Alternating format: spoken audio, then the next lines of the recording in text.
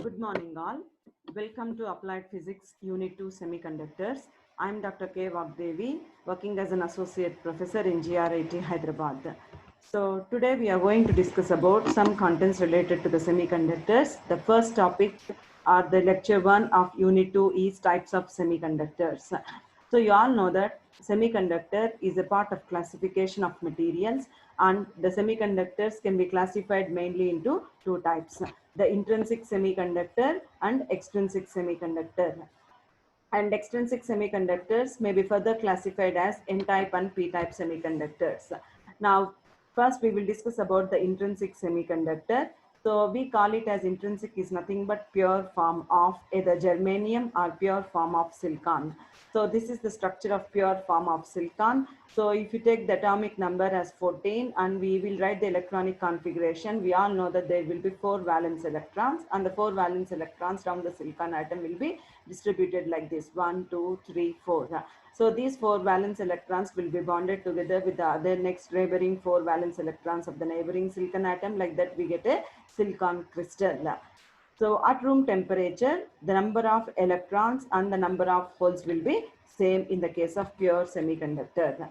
Now, if you see the energy band diagram of a pure semiconductor or intrinsic semiconductor, we can say that the valency band consists of holes and the conduction band consists of electrons, and the Fermi level, this maximum field energy level, will be always the midway between valency band and conduction band. Now, to know the differences between intrinsic and extrinsic semiconductors, let us say that the intrinsic semiconductor is nothing but doping or addition of impurity does not take place in intrinsic semiconductor. Whereas an extrinsic semiconductor is a small amount of impurity is doped in a pure semiconductor for preparing extrinsic semiconductor. Now, the density of electrons and holes can be understood like number of free electrons in the conduction band is equal to number of holes in the valency band. Whereas for an extrinsic semiconductor, number of holes and electrons will not be same. Electrical conductivity is very low. So if you dope it, then the electrical conductivity is high in the case of extrinsic.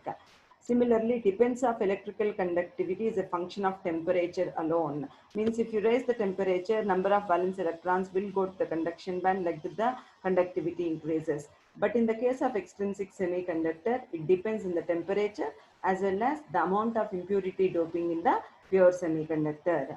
So position of Fermi level, as discussed earlier, it is exactly midway between VB and CB, whereas in the case of p-type semiconductor, it is near to valency band, and in the n-type semiconductor, it is near to conduction band. Example is crystalline form of pure silicon and germanium, whereas impurity like arsenic, stibitine, phosphorus, indium, bismuth, aluminium are added to germanium or silicon atom. Now, if you go for the extrinsic semiconductor, when we add an impurity to pure semiconductor to increase the charge carriers, then it becomes an extrinsic semiconductor. In extrinsic semiconductor, without breaking the covalent bonds, we can increase the charge carriers. Now, if you see the n-type semiconductor, how we get an n-type means when we add an arsenic element or pentavalent elements like arsenic to the pure form of silicon or germanium, we get an n-type semiconductor. So, as I said, it consists of 5 valence electrons, and silicon requires only the 4 valence electrons to be bonded. The 5th electron is surplus, becomes free electron and enters into the conduction band. Therefore, pentavalent impurity donates 1 electron and becomes positive donor ion. So pentavalent impurity is also known as donor level. Now, another form of extrinsic is p-type semiconductor. We get a p-type semiconductor when we add a trivalent impurity to pure semiconductor. So trivalent impurities like gallium, indium, bismuth, when added to pure silicon, we get the p-type semiconductor. So gallium has 3 valence electrons. It makes covalent bonds with adjacent 3 electrons of the silicon atom, but silicon has 4 valence electrons, so one is in need of valence electron to have a bonding. So there is a deficiency of one covalent bond and creates a hole. Therefore, trivalent impurity accepts 1 electron and becomes negative acceptor ion. The trivalent impurities are known as acceptor ions.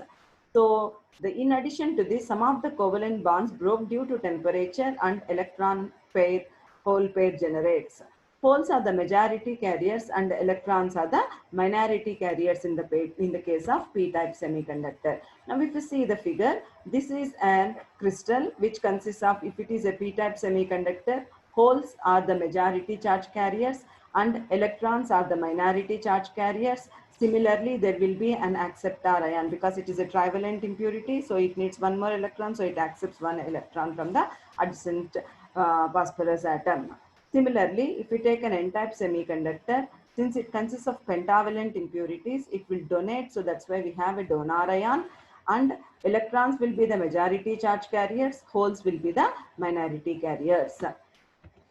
Comparison between n-type and p-type semiconductors can be understood like, in n-type, pentavalent impurities are added, p-type trivalent impurities are added. Majority charge carriers are electrons, here holes are the majority charge carriers. Here minority carriers are holes in n-type, whereas minority carriers are electrons in p-type. Fermi level is near the conduction band and Fermi level is near the valency band in the case of p-type semiconductor. Now, if you go for a Fermi energy, which is the second topic of first lecture, Fermi energy is maximum energy of the field states at 0 Kelvin. So, Fermi-Dirac has proved that the energies are discrete. So, each electron can be accommodated with maximum of 2 electrons. So, Pauli's exclusion principle has to be valid. So, if you like that, if there are 100 electrons, 50 energy states will be filled, and from 50 to 100 they will be vacant. So this Fermi energy can be stated maximum energy to be filled states.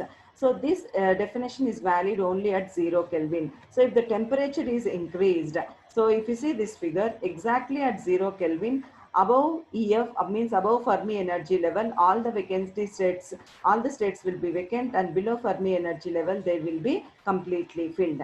But as the temperature is gradually increased, T greater than 0 Kelvin, some of the valence electrons will go to the conduction band, and therefore this Fermi energy state will gradually shift depending on the dopants. So Fermi energy is the energy of the state at which the probability of electron occupation is exactly half at any temperature above 0 Kelvin. Fermi energy is a constant for a given system. Now we are going to discuss about the position of Fermi level in intrinsic and extrinsic semiconductors. So Fermi level at 0 Kelvin is the middle of the forbidden gap. Exactly in the intrinsic, it is exactly the midway between valency band and conduction band. But depending upon the mass, effective mass of hole and electron, the Fermi level may shift towards the conduction band or may shift towards the valency band.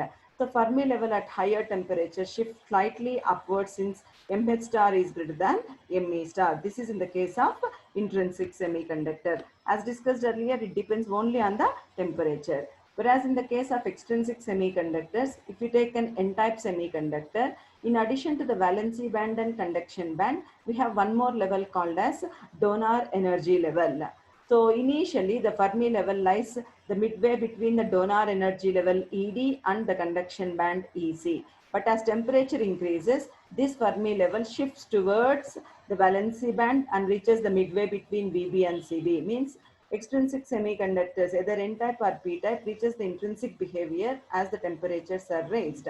If you see this p-type semiconductor, we have VB valency band, CB conduction band. In addition to this, we have one acceptor level EA. So initially at T is equal to 0 Kelvin, the Fermi level lies exactly midway between EA acceptor level and EV the valency band. As the temperature increases, few electrons will go to the acceptor level and few to the conduction band. Therefore, the Fermi level slightly rises and reaches to the midway between VB and CB. This is the position of Fermi level in n-type and p-type semiconductors. So in the first class, we have discussed about what is a semiconductor, types of semiconductors, and Fermi level, position of Fermi level in intrinsic and extrinsic semiconductors. Thank you.